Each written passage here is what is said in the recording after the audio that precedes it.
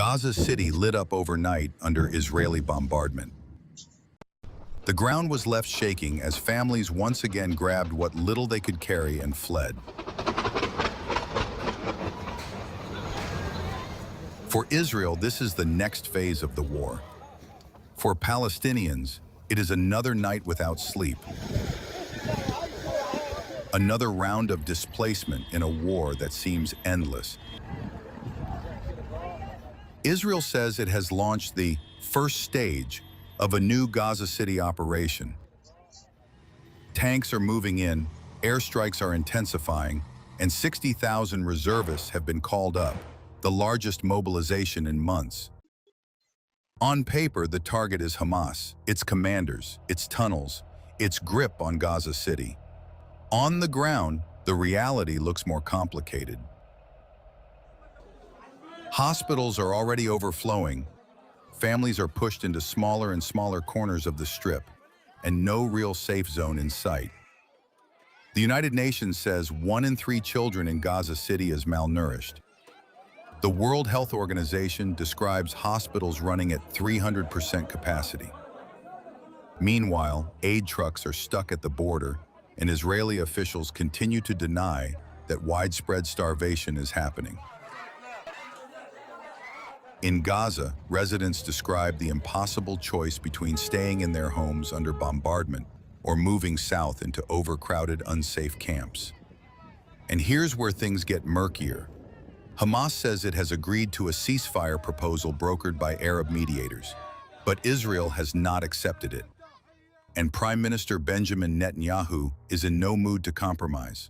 He insists the war won't end until Hamas is completely defeated, hostages are freed, and Gaza can no longer threaten Israel. That hard line has left negotiations hanging. Also, the battlefield isn't only Gaza.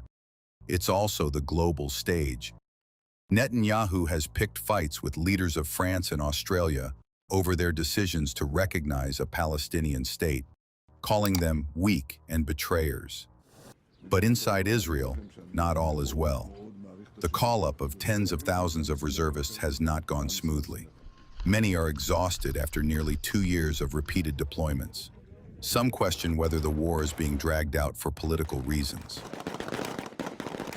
Families of hostages are furious, accusing the government of endangering their loved ones by escalating instead of negotiating. And on the streets of Israel, protests are swelling.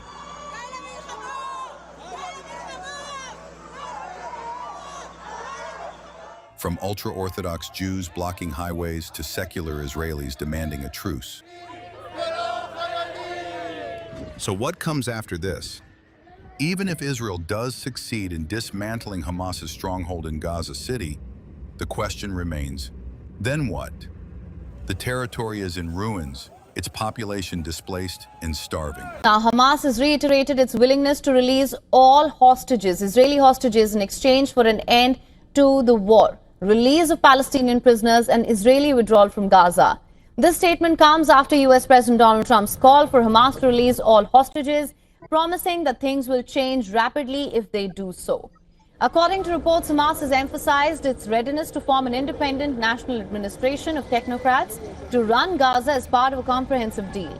But Israel insists on Hamas's surrender and disarmament before accepting any agreement. Hamas expressed frustration with Israel's reluctance to respond to their ceasefire proposal accepted 2 weeks ago, which includes a complete end to hostilities and humanitarian aid to Gaza.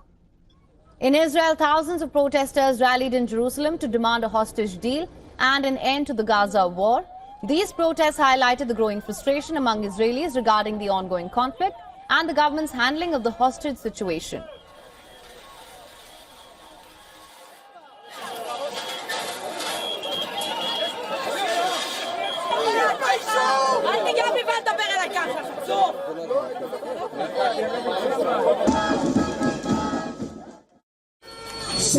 I heard that the Prime Minister has just issued a statement to the media that he fears for his life.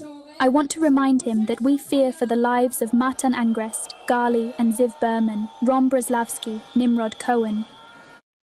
So we came here to protest and make a voice for the hostages that we want to see home. We see the pictures that come from Hamas, from Gaza. They look horrible. Their health state is not good. It's like the last days we can make their voice be heard, so we can see them home with their families, and we really hope that the government will listen to us and will take the decision to rescue them.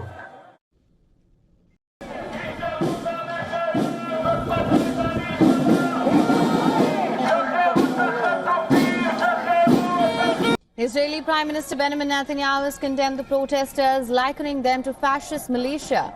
Incidentally, his government has shown reluctance to engage in negotiations for a partial hostage deal, prioritizing instead the dismantling of Hamas. You talk about democracy, but you speak and act exactly like fascists. They threaten day after day to murder me, the Prime Minister, and my family, and they also engage in arson. They have also said they would surround my home, the Prime Minister's residence, with a ring of fire, just like fascist militias.